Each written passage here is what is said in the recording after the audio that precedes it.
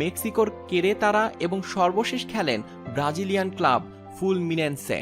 সবশেষে তাকে 2015 সালে ব্রাজিলিয়ান ক্লাব ফুলমিনেন্সের হয়ে ম্যাচ খেলতে দেখা যায়। এরপর বেশ কয়েকবার অবসর নিয়ে কথা বলেছেন এই জাদুকর।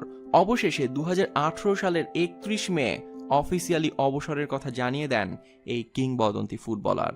রোনালদিনহো ব্যক্তিগত পুরস্কার হিসেবে FIFA confederation cup, golden ball, bronze ball, golden boot, CONMEBOL men pre Olympic top স্কোরারের পুরস্কার জিতেছেন। এছাড়াও দুইবার ওয়ার্ল্ড সকার ম্যাগাজিনে বর্ষসেরা খেলোয়াড়, দুইবার FIFA world player of the year হয়েছেন।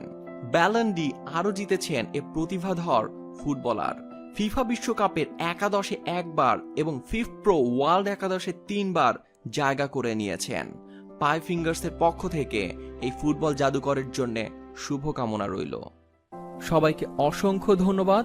পরের পর্বে আপনি কাকে নিয়ে ভিডিও দেখতে